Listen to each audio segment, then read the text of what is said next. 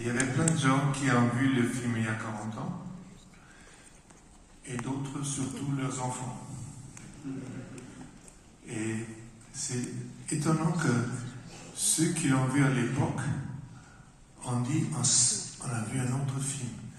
Nous, on était jeunes, et maintenant, on est nous-mêmes des parents, et ils ont vu un autre film.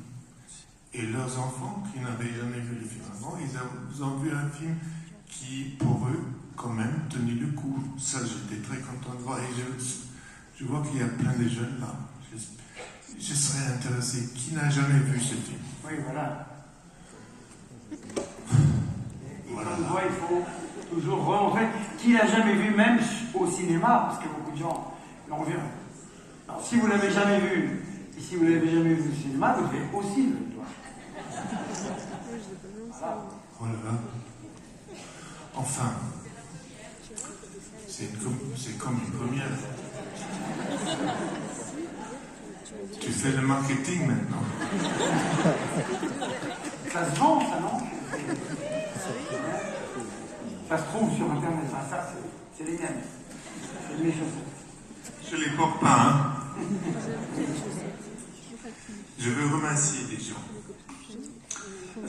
Je veux remercier Chanel, sans lesquels, sans leur support, cette restauration n'aurait pas pu faire. Elsa Helsman, et elle est là. Elsa, tu es là? Elle est là. On peut l'applaudir. Et l'applaudir en même temps le soutien que Chanel apporte au patrimoine.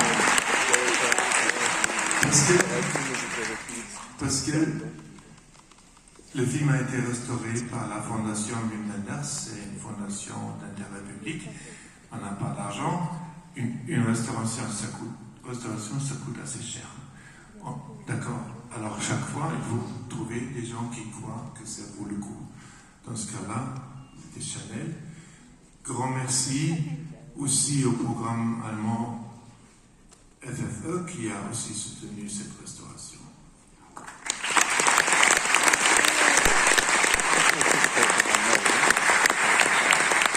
Puis il y a les dames de la fondation même, Claire Brunel et Hella Wenders.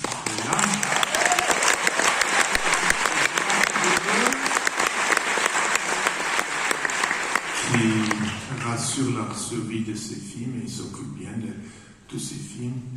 On a déjà restauré maintenant, avec le Texas 21. C'est quand même quelque chose. Et c'est un programme important, je trouve, pour assurer que pas seulement mes films, mais que l'histoire du cinéma reste vivante. Et c'est pour ça que je te remercie beaucoup, toi et Cannes Classique, de faire ce travail formidable depuis 20 ans, pas mal, pour assurer que les films survivent.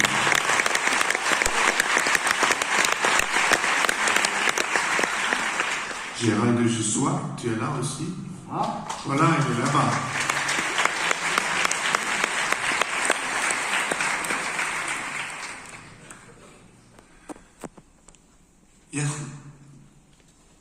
Hier soir, je suis arrivé avec le train de Paris.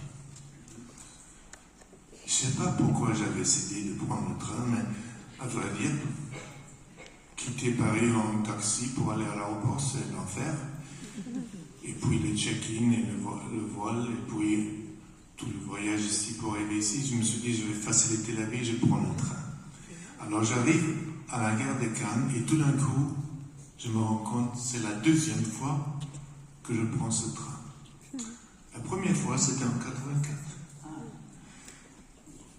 Je portais 2 boîtes très lourdes, 4 bobines et 3 bobines de Paris-Texas, et je suis arrivé le matin de la première projection. C'était la première copie sous-titrée. Le jour avant, jusqu'à minuit, on avait sous-titré le film. Et le seul moyen de l'avoir à Paris, c'était l'accompagner ou le porter. Je suis arrivé avec la copie et je l'ai portée à la projection même de la presse. Voilà.